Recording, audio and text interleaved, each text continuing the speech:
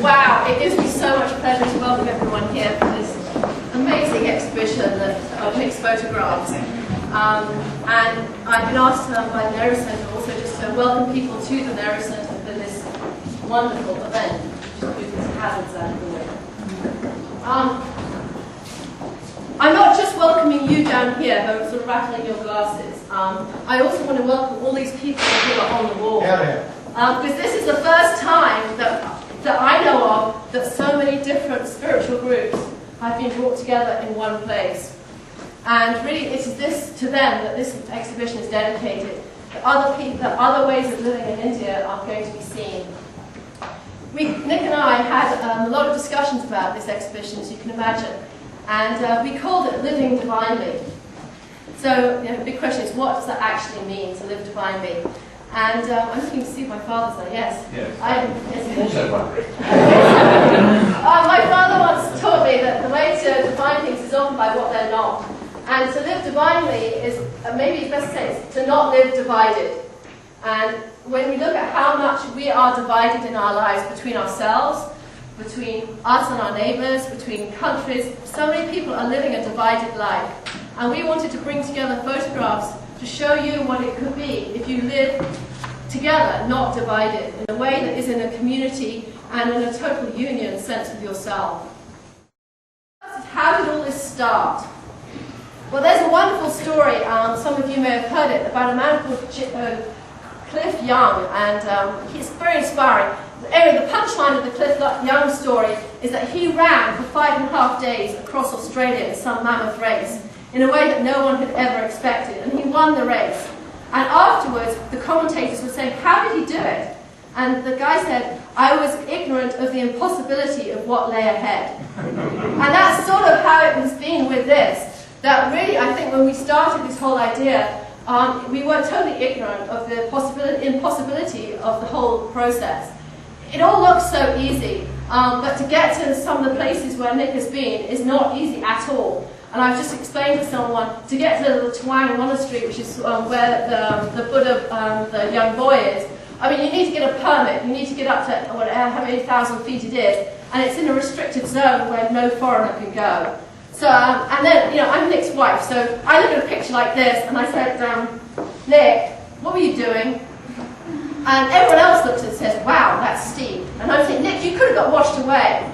And Nick just said, yeah, 7 people were.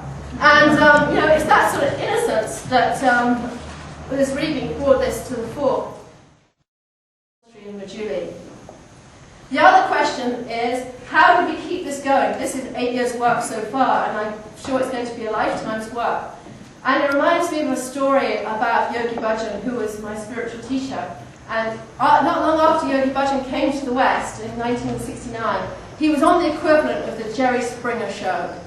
And the interviewer was really trying to catch Yogi Bhajan out. And he said, so I hear that you believe in miracles. And Yogi Bhajan said, no. And the guy's whole case sort of collapsed like this.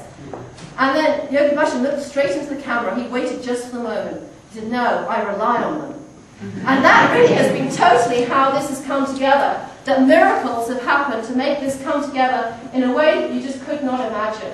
And it is being in that synchronicity moment that has brought this exhibition to the fruition that we have now. I think one of the other things I would say about spiritual people is that they're taking their emotion and turning it into devotion. So I want to end by just giving you a real experience of what it is to be just an experience behind one of these pictures. And I want to ask one of my friends to come up here with me. Come on. They're going to teach you a Sikh chant. And this is the warrior cry that they were screaming when we did this in 1999. So I want you to all promise me you're going to participate. Okay? Now, I've seen you either at football matches or rugby matches or cheering on Oxford or Cambridge in the boat race. It's that level of intensity. It's not the intensity of cheering on a draw at Lord's between England and West Indies, okay? It's not that. We want a proper thing. So what we're going to do, I'm just going to tell you the words first. And we're going to say, Bole, so Nihal, and you're going to reply, Sat, Siri, Akaal. No, there's no rehearsals, okay? And there's no rehearsal for life either. Okay, so I've got to just tell you what it means. Bole means shout. So Nihal means those who live will be very happy. And then Sat, Siri, Akaal. Now, Sat means truth, Siri means great, and Akaal means beyond time. And beyond time is really what it is to be divine. It doesn't mean that you're signing away your life or your wallet. Okay, I just want you to know that, because some people get a bit worried about it.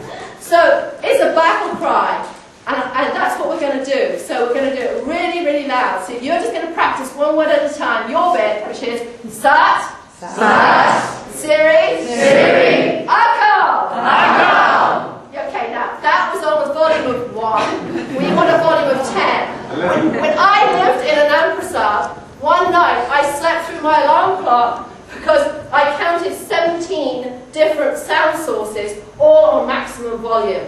So no, this doesn't mean quiet, okay? We want to rock the roof off the whole of Mayfair. So you ready again? We're going to practice one more time. Sat, Sat, Siri, Siri, Akaal. Okay, now you're going to say it all in one go. So we're going to go Bole, so Nihal, and you go Sat, Siri, Akaal.